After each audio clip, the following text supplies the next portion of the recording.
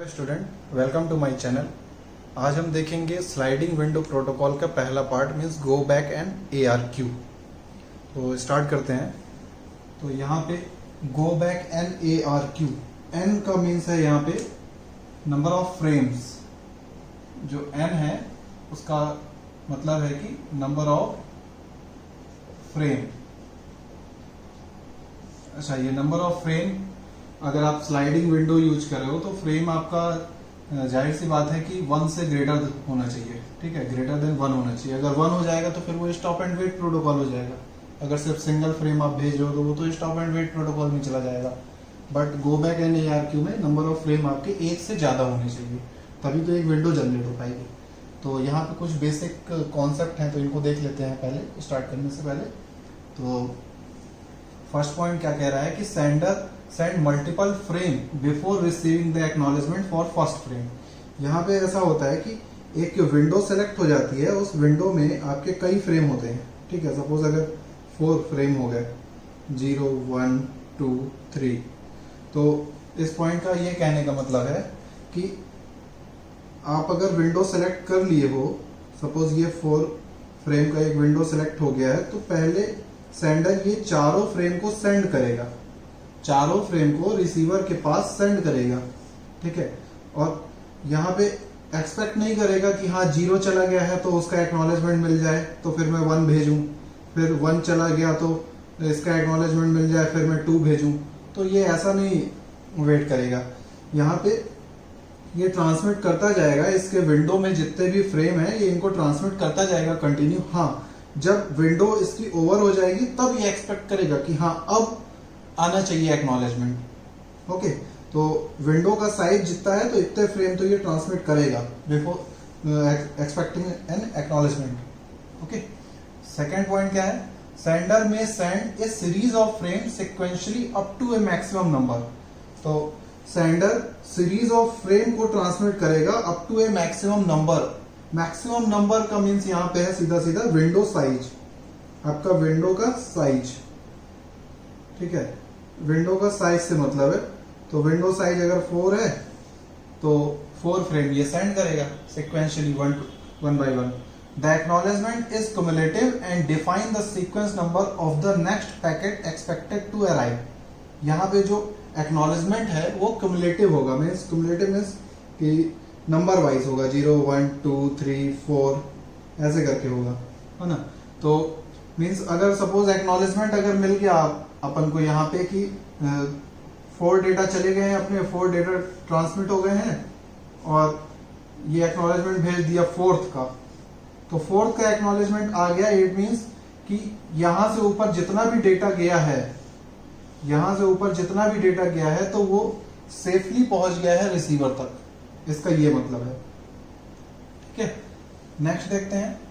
If the acknowledgement of a frame is not received within agreed upon time period, अगर आपका acknowledgement आपने data transmit किया यहां से, ठीक है, फर्स्ट डेटा गया, सेकंड डेटा गया, मतलब एक विंडो जब ये ट्रांसफर होने लगेगी एक विंडो, तो सेंडर क्या करेगा, एक टाइमर स्टार्ट कर लेगा, जैसे कि स्लाइडिंग विंडो प्रोटोकॉल में होता है, जो मैंने पहले बताया था आपको, वीडियो अगर आप देखे होगे तो ये यहाँ पे टाइमर स्टार्ट कर लेगा। जैसे ही विंडो स्टार्ट होएगी इसकी तो टाइमर भी स्टार्ट हो जाएगा। तो टाइमर स्टार्ट होएगा और ये 4 डेटा आपके मान लीजिए चले गए। ठीक है, तो ये एक्नॉलेजमेंट पाने तक के लिए टाइमर अपना स्टार्ट रखेगा। ठीक है, और जैसे ही अगर टाइम आउट हो गया और इसको एक्नॉलेजमेंट नहीं मिला यहां तक में, ठीक है, अप टू दिस टाइम अगर इसको एक्नॉलेजमेंट नहीं मिलता है तो ये एज्यूम कर लेता है कि डेटा लॉस्ट हो चुका है, फिर ये अगेन डेटा को रीट्रांसमिट करेगा। ओके, ये है यहाँ पे। नेक्स्ट पॉइंट है, if the destination detects error in frame और it receive a frame out of order. अगर डेस्टिनेशन आपका, डेस्टिनेशन मीन्स रिसीवर आपका अगर कुछ एरर डिटेक्ट कर लेता है, यहाँ पे एरर मीन्स या तो डेटा लॉस्ट हो गया है, ठीक है, या तो ऐसा हुआ है कि फर्स्ट डेटा आ गया, सेकंड नहीं पहुंच पाया, लॉस्ट हो गया, फिर थर्ड आ गया, फिर फोर्थ आ गया, तो फोर्थ को तो ये डिस्कार्ड ही कर देगा। ठीक है, थर्ड को रिसीव किया बट देखा कि अभी तो सेकंड ही नहीं आया, तो फिर ये यहीं से आपको नेगेटिव एक्नॉलेजमेंट भेजेगा, NAK, नेगेटिव एक्नॉलेजमेंट आपका यहाँ पे ये ट्रांसमिट कर देगा। इट मीन्स जो डेटा आया है वो सही नहीं है, तो सेंडर फिर से इस फ्रेम को भेजना स्टार्ट करेगा, फिर पूरा का पूरा फ्रेम ही जाएगा दोबारा। ओके, तो ये है इसका बेसिक कॉन्सेप्ट। तो इसको समझ लेते हैं फ्रेम से भी एक बार। सपोज आपने विंडो साइज ले रखी है, जो विंडो साइज है आपकी वो 3 है। ओके, आपने विंडो साइज 3 ले रखी है, तो ये फ्रेम 1 है, फिर फ्रेम 2 है, फ्रेम 3 है, ठीक है। ये सेंडर हुआ, ये रिसीवर हुआ, यहां पे फ्रेम 1 2 3। अब ये ट्रांसमिट हुआ, ये ट्रांसमिट हुआ, ये ट्रांसमिट हुआ। अब जब नेक्स्ट फ्रेम जाएगा 4th, आपने विंडो साइज 3 है बट आपके पास फ्रेम जो है, नंबर ऑफ फ्रेम जो है n इज इक्वल टू 10 है, 1 2 3 से लेके 10 तक है। तो और विंडो साइज 3 है, मीन्स एक बार में 3 फ्रेम ट्रांसमिट होंगे। तो नेक्स्ट सपोज 4 ट्रांसमिट हुआ,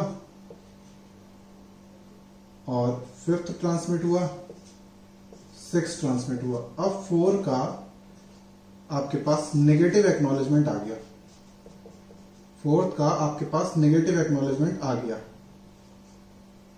तो अब क्या करेगा ये सेंडर, इस पूरे फ्रेम को रीट्रांसमिट करेगा। 4 फिर से ट्रांसमिट होएगा, देन 5 फिर से ट्रांसमिट होएगा, एंड देन 6 भी फिर से ट्रांसमिट होगा। तो ये यहां पे नेगेटिव एक्नॉलेजमेंट का मतलब है। नेक्स्ट देखते हैं लॉस्ट डेटा।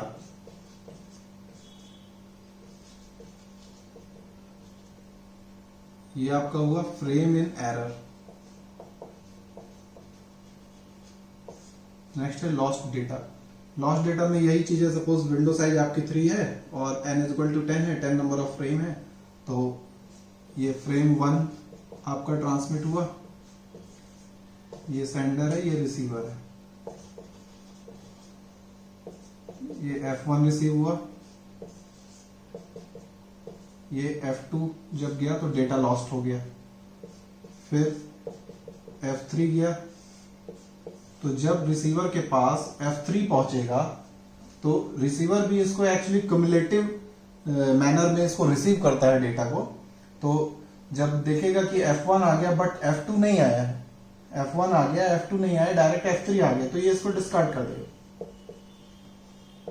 अगर ये इसको डिस्कार्ड कर देगा तो फिर से इस फ्रेम का डेटा फिर से रिट्रांसमिट होएगा, F1 फिर से जाएगा, फिर F2 जाएगा, फिर F3 जाएगा, ये तीनों रिट्रांसमिट होंगे। तो ये यहां पे आपका हुआ लॉस्ट डेटा का मतलब। अब नेक्स्ट देखते हैं लॉस्ट एक्नॉलेजमेंट।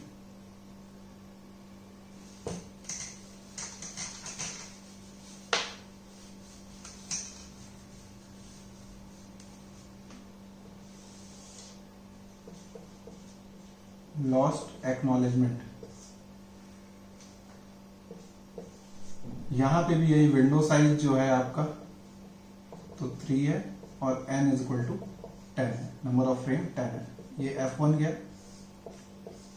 रिसीवर के पास, फिर ये सेंडर, ये रिसीवर, ये F2 गया,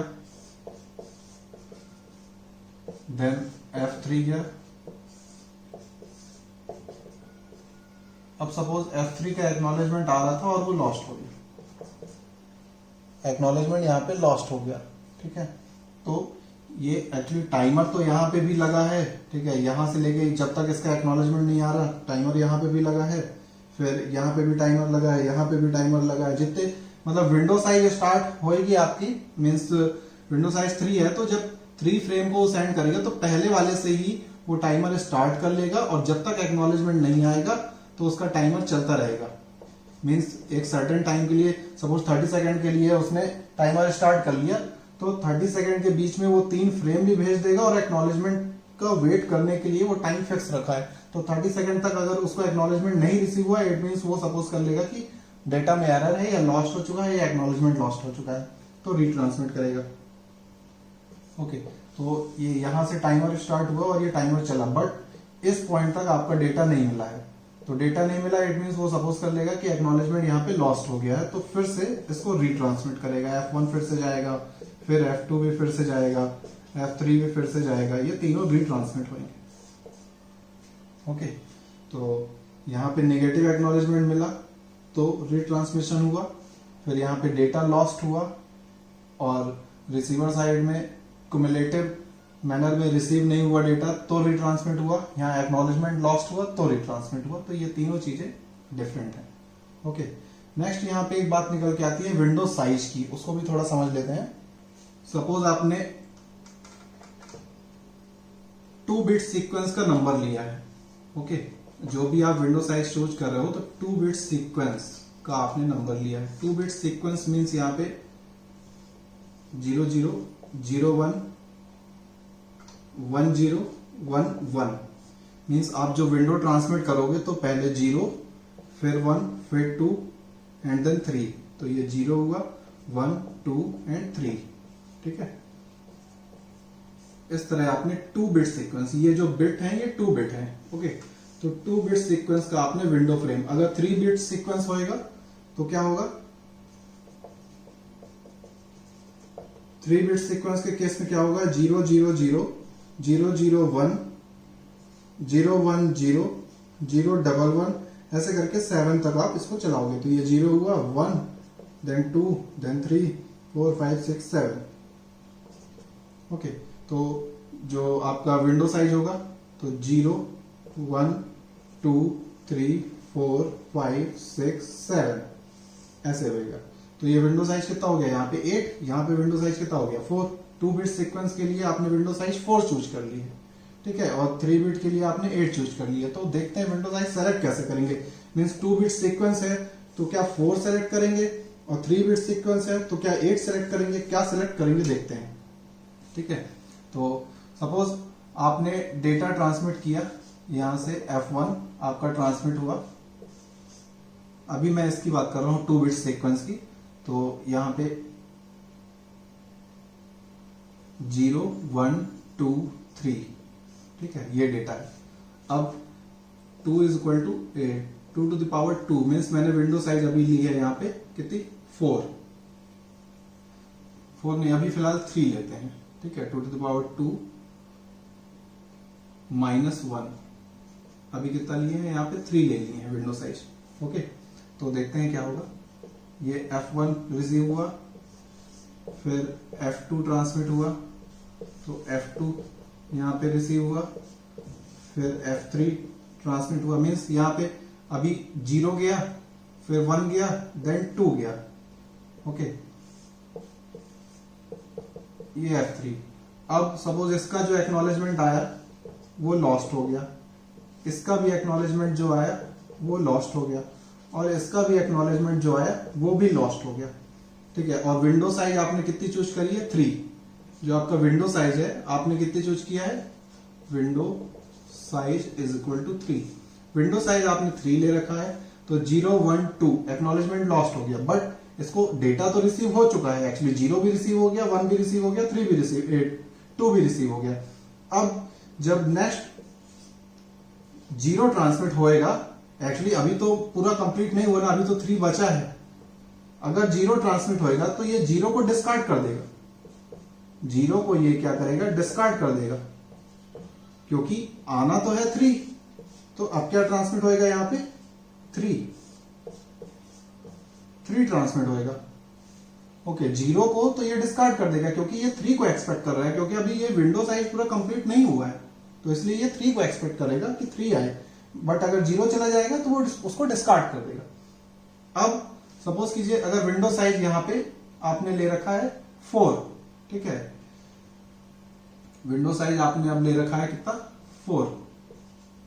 तो वही चीज यहां पे भी सपोज 0 ट्रांसमिट हुआ, एक्नॉलेजमेंट लॉस्ट, फर्स्ट ट्रांसमिट हुआ, एक्नॉलेजमेंट लॉस्ट, 2 ट्रांसमिट हुआ, acknowledgement lost, then 3, fourth frame 3 transmit हुआ, तो इसका भी एक्नॉलेजमेंट लॉस्ट हो गया। अब जब अगला फ्रेम आएगा तो फ्रेम एक्चुअली 0 1 2 3 फिर 0 1 2 3 ऐसे चलता जाएगा, 0 1 2 3 0 1 2 3 ऐसे करके चलता जाएगा। तो सपोज 0 ट्रांसमिट होएगा 5th फ्रेम में,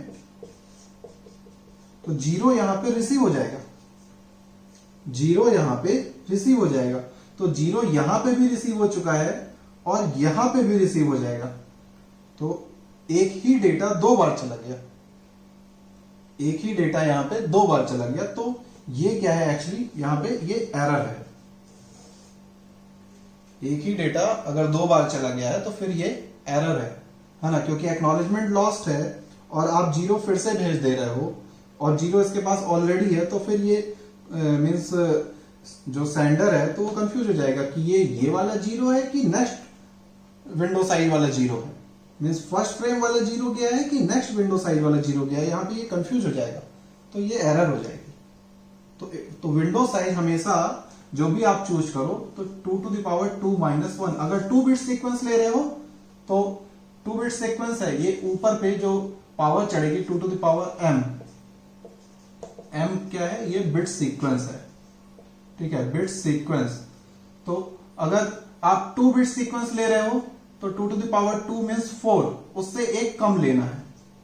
अगर 2 to the power 3 ले रहे हो तो ये 8 हो जाएगा। तो फिर यहां पे 8 - 1 मीन्स 7 लेना है विंडो साइज। ओके, तो विंडो साइज ऑलवेज जो भी आप ले रहे हो यहां पे, तो जो आएगा सॉल्व करने पे 8 आया तो 7 लेना है, 4 आया तो 3 लेना है, ऐसे सेलेक्ट करना है विंडो साइज। तो ये था आपका all about go back and ARQ के बारे में।